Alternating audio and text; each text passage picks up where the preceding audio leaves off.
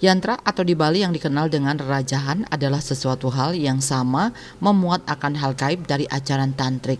Beberapa yantra diyakini dapat menangkis energi negatif dan ilmu hitam. Yantra semacam ini telah banyak digunakan sebagai jimat perlindungan. Dahulu para yogi terus berkonsentrasi dan bermeditasi dalam sebuah yantra menuju tingkat kesadaran yang lebih tinggi. Rajah atau dikenal pula sebagai rerajahan merupakan simbol magis yang erat kaitannya dengan budaya dan ritual Hindu Bali. Simbol ini digambarkan dalam bentuk aksara dan gambar tertentu dan dipercaya memiliki berbagai fungsi seperti penyucian, pembersihan. Rerajahan dijelaskan sebagai simbol yang memegang peran penting dalam berbagai ritual dan praktek keagamaan. Rerajahan memiliki banyak fungsi termasuk memberikan kekuatan, menyucikan, membersihkan, serta memandu dalam perjalanan spiritual. Makna rerajahan tergantung pada tujuan pembuatannya dengan contoh seperti gambar Semara Ratih yang melambangkan keindahan atau pengasih-asihan yang menggambarkan Dewi Durga. Rerajahan tidak hanya sekedar simbol, tetapi melibatkan prosesi ritual yang mendalam untuk memberikan kekuatan. Mungkin semua umat Hindu sudah setiap saat begitu kita bangun, kita melihat rerajahan. Salah satunya adalah ulap-ulap yang terpasang di bangunan tempat kita tinggal, dan banyak lagi rerajahan yang ada. Nah, rerajahan itu ada dua. Ada rerajahan yang tampak atau yang bisa kita lihat, dan juga ada rerajahan yang tidak bisa kita lihat atau tidak tampak. Dalam hal ini rerajahan itu wahya diatmika. Wahya itu adalah tampak secara skala. Seperti yang Tidang katakan tadi, itu adalah ulap-ulap. Itu rerajahannya tampak, semua orang bisa melihat. Ada rerajahan kajang, itu tampak, semua bisa melihat. Ada rerajahan kober yang sering terlihat di pura, yang bahasanya bisa dibilang duaja. Ada rerajahan unggul-unggul, dan banyak lagi rerajahan yang tampak. Ada rerajahan yang tidak tampak. Yang mana? Biasanya rerajahan yang tidak tampak ini yaitu rerajahan yang terkait dengan kawisesan. Jadi rerajahan ini sangat dirahasiakan. Ini di dalam ini pasti ada ajewere. Jangan diketahui oleh orang yang tidak bisa memakai ini.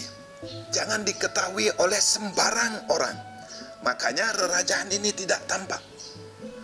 Kemudian ada rerajahan pawintenan. Makanya seorang sulinggih di saat mewinten orang tersebut, dia akan merajah dengan sarana katik basi dan tintanya adalah madu, sehingga orang lain tidak bisa melihat rerajahan tersebut. Nah, inilah yang disebut dengan diatmika, yang tampak wahya dan tidak tampak diatmika, sehingga rerajahan tersebut wahya diatmika. Kalau kita lihat dari karakteristik daripada rerajahan tersebut, kita lihat dari triguna, unsur trigunanya. Yang pertama, ada rerajahan yang bersifat rajasik. Nah, kalau rerajahan yang bersifat rajasik ini biasanya sifatnya keras, dan rerajahannya aeng, seram, seperti itu. Biasanya rerajahan ini dipergunakan untuk kekuatan-kekuatan. Dan ada, tidak, mohon maaf, ada juga rerajahan yang seperti ini yang digunakan untuk membuat suatu penyakit atau menyakiti orang. Semoga saja tidak ada yang seperti itu, tapi ada yang memakai seperti itu. Itulah karakteristiknya bersifat rajasik. Ada rerajahan yang bersifat tamasik. Tamasik ini kalau kita lihat rerajahannya, itu mungkin kalau gambar dia tidak memiliki nilai magis. Mungkin guratannya atau gambarnya sebelum ada nilai majesnya itu lucu gambarnya. Bahkan maaf sekali, mungkin gambarnya terlihat seperti porno. Ada gambarnya wanita yang sedang telanjang bulat, ada laki-laki yang sedang telanjang bulat, dan dilengkapi dengan aksara suci. Kenapa tidak katakan tamasik? Biasanya rerajahan yang seperti ini dipakai sebagai guna-guna. Seseorang yang ingin mencari pasangan hidup atau untuk menarik lawan jenisnya, maka dia akan memakai rerajahan yang bersifat tamasik. Kenapa tidak katakan tamasik? Karena dia tidak mau memakai usahanya untuk mendapatkan apa yang dia ingini. Dia mencapainya dengan jalan pintas, yaitu dengan rasa malas. Sehingga rerajahan ini bersifat tamasik. Juga dipakai untuk pengasih di dalam dagangan. Kalau di Bali, saat orang mendagang, dia akan memanfaatkan rerajahan ini untuk menarik pembelinya. Maka rerajahan ini tidak katakan sebagai sifatnya tamasik. Jadi si pedagang ini tidak mau memakai pengetahuannya bagaimana berjualan yang baik. Dia memakai kekuatan rerajahan ini untuk menarik pembeli, agar pembeli ini membeli dagangannya dan mau mengeluarkan uangnya untuk membeli apa yang dia jual. Nah, itu yang dia katakan kenapa tamasik. Dengan rasa malas dia memotong jalan, memakai jalan pintas. Kemudian ada rerajahan yang bersifat satwik, yaitu seperti ulap-ulap.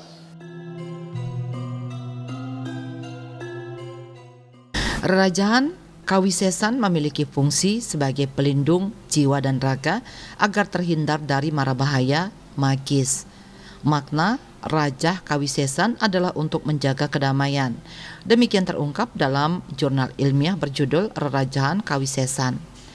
Rerajahan sebagai gambar atau suratan yang mengandung kekuatan gaib. Rerajahan merupakan salah satu komponen vital yang diyakini mempunyai daya magis. Sebab rerajahan selalu saja menjadi bagian penting pada saat ritual ngaben atau kremasi, pengembalian badan kasar ke asalnya, melaspas, menyucikan bangunan, mecaru, pembersihan kurban, usada atau pengobatan. Disebutkan rerajahan sebagai gambar atau lukisan yang mengandung kekuatan gaib tidak berbeda dengan patung yang merupakan simbol-simbol sakral agama Hindu. Setelah dilakukan ritual pemelaspas atau penyucian seperti patung Acintya, sebab ritual penyucian ini di samping bermakna menghilangkan noda atau kotoran secara gaib, penyucian atau melaspas juga bermakna menghidupkan benda yang disucikan. Lalu, siapa dan kapan sebaiknya membuat rerajahan sehingga nantinya berfungsi sesuai dengan tujuan. Nah, rerajahan ini kalau tidak memiliki nilai magis, maka dia masih berupa gambar.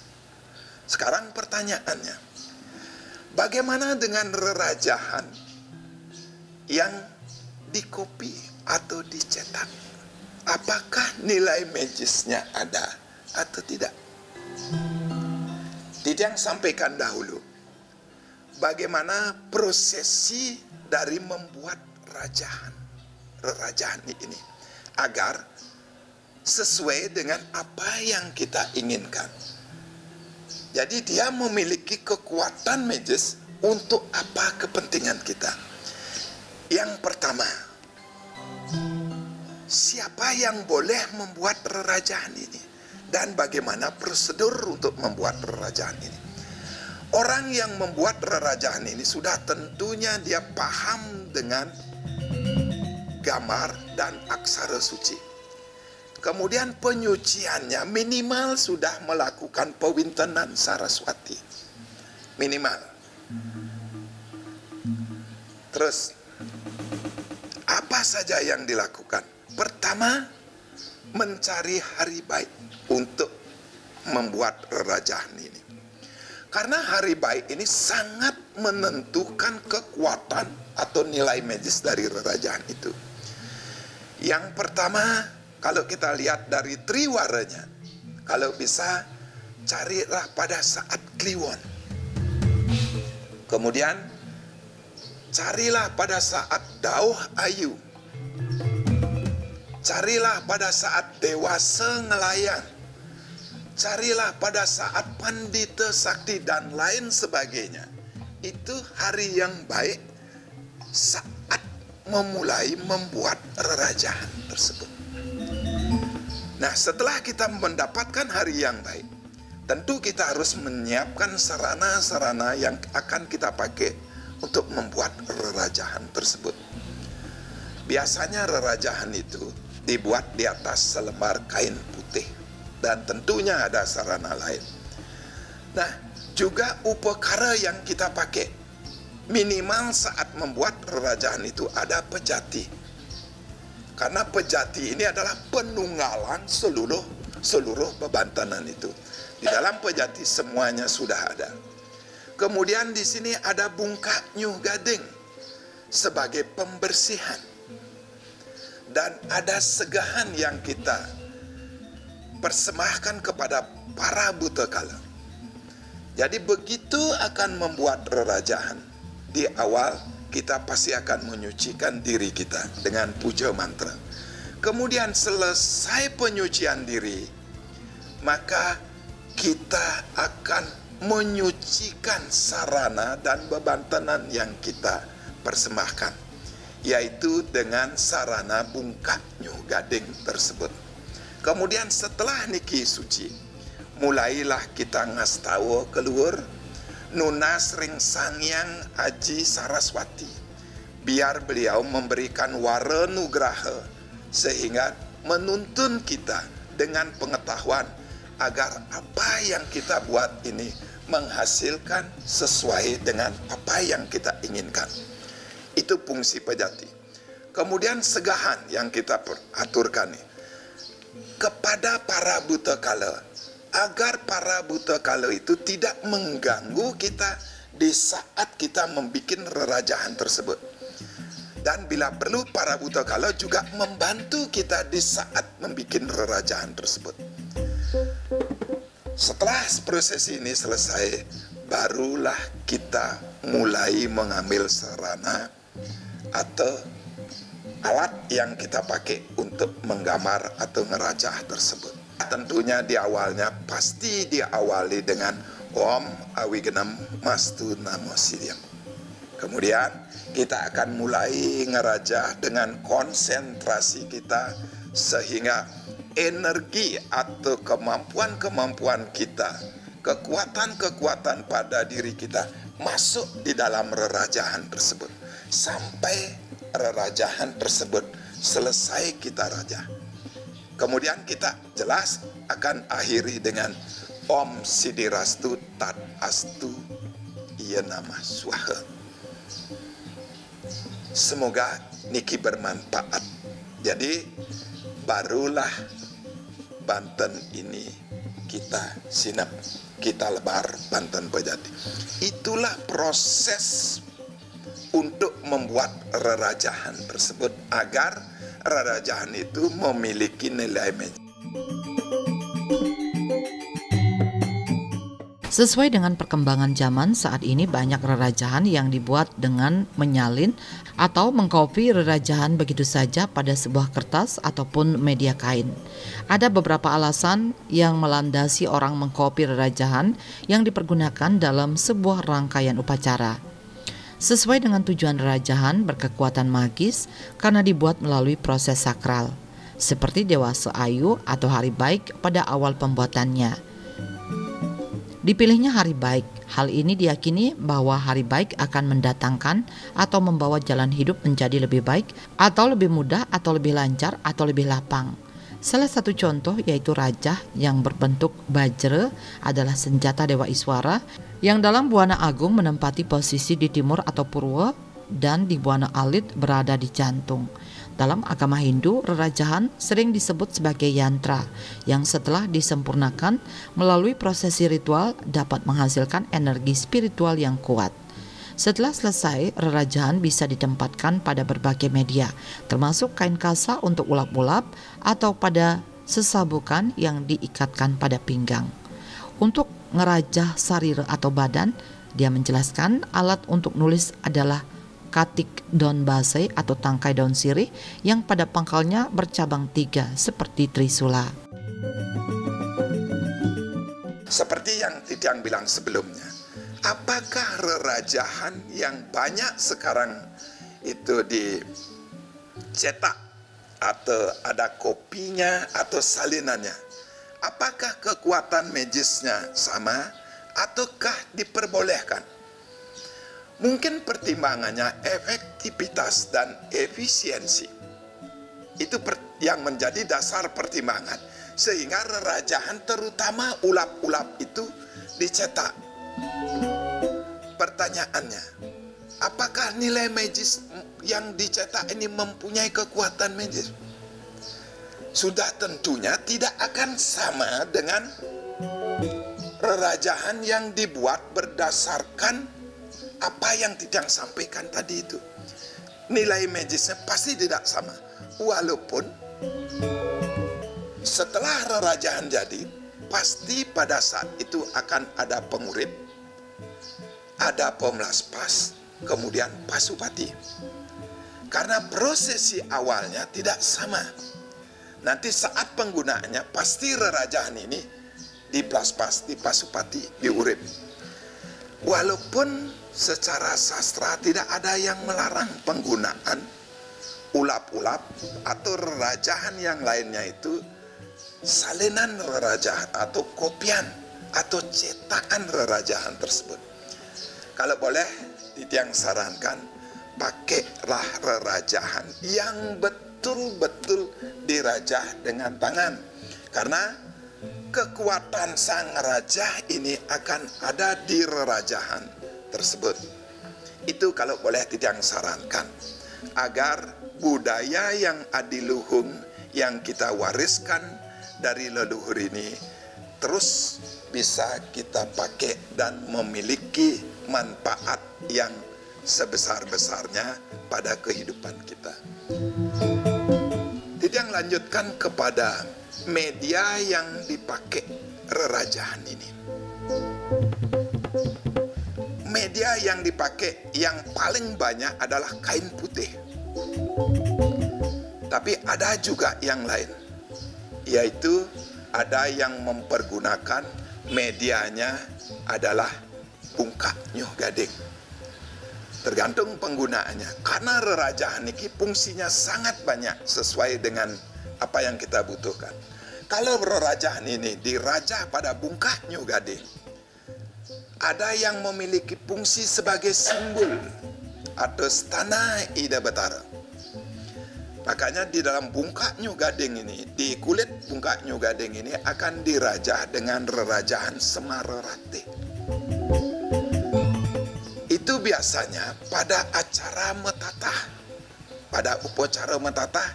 Jadi rerajahan bungkak nyuh gading ini akan ditempatkan pada balai gading sebagai stananya Sang Hyang Semara Rate. Jadi orang yang metatah ini adalah orang yang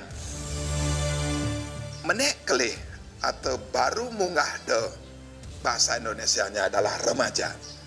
Maka mulai muncullah nafsu birahinya yang kita sebut sebagai semara.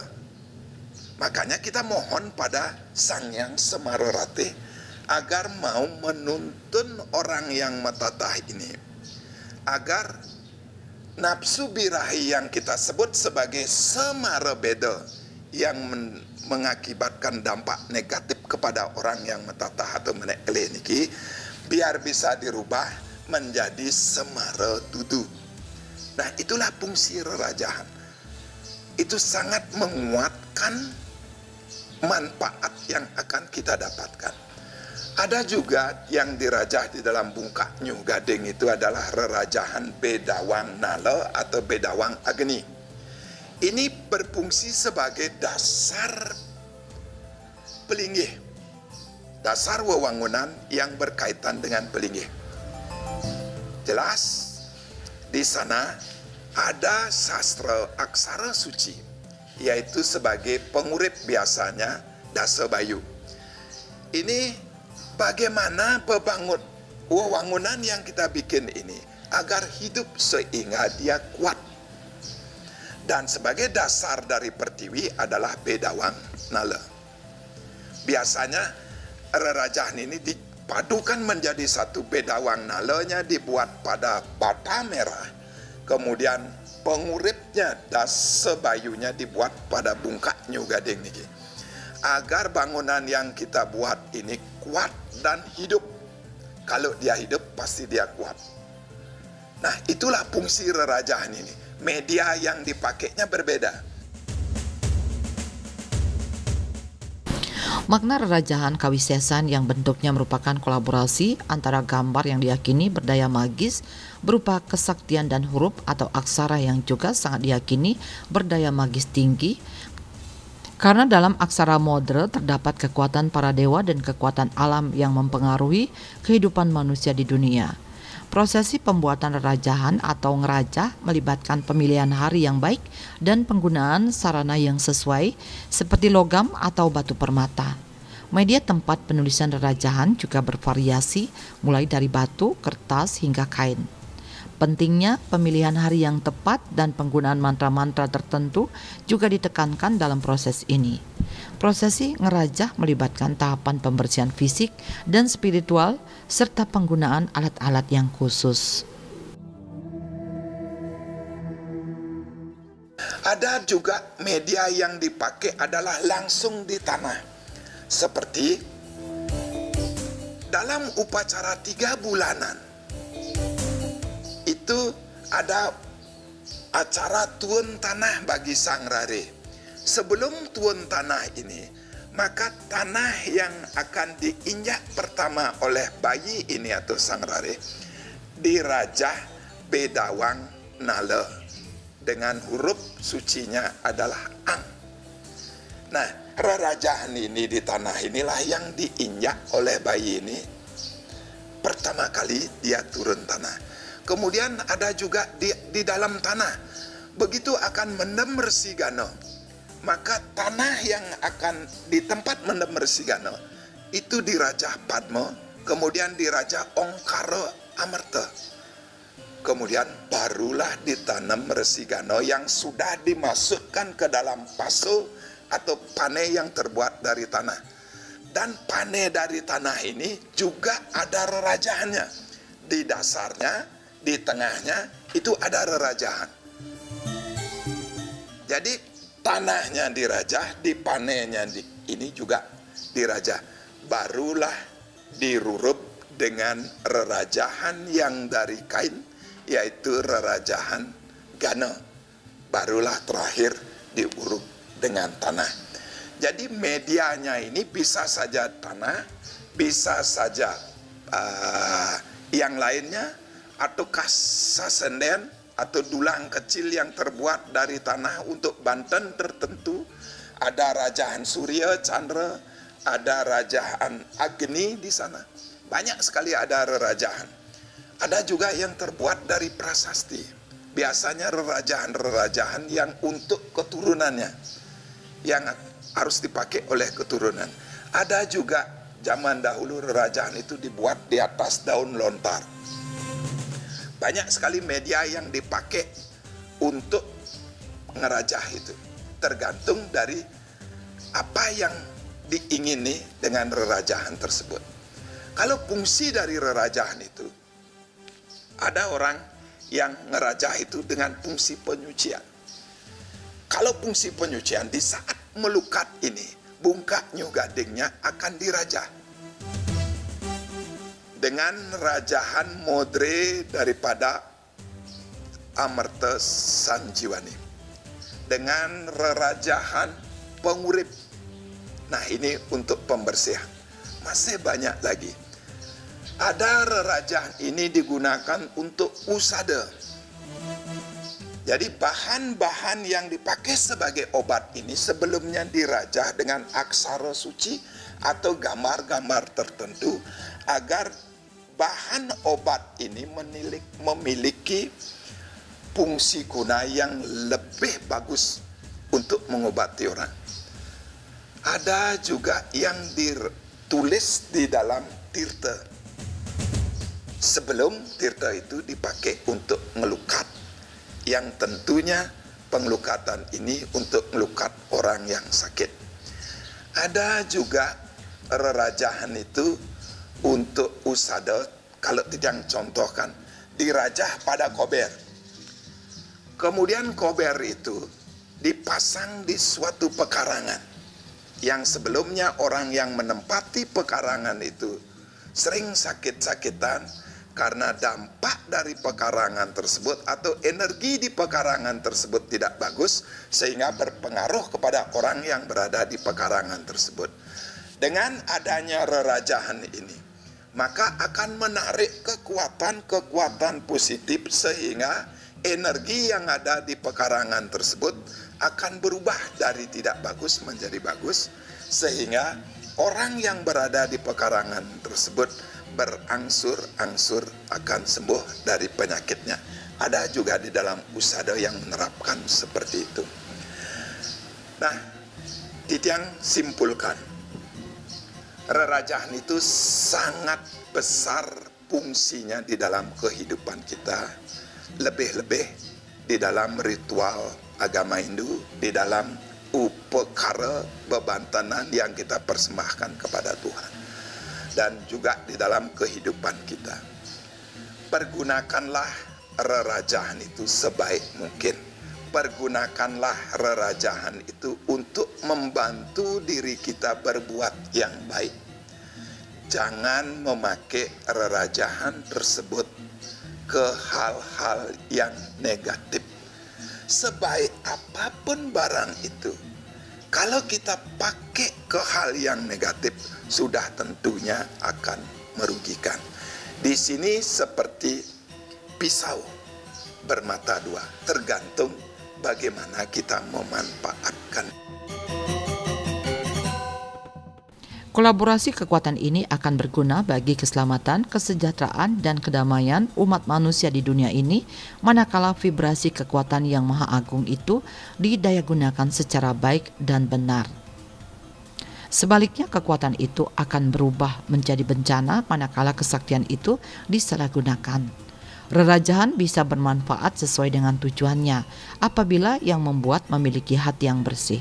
Terlepas dari kepercayaan dan praktek spiritual, Dr. Pradnya menyoroti bahwa rerajahan juga telah berevolusi menjadi karya seni seperti kaligrafi.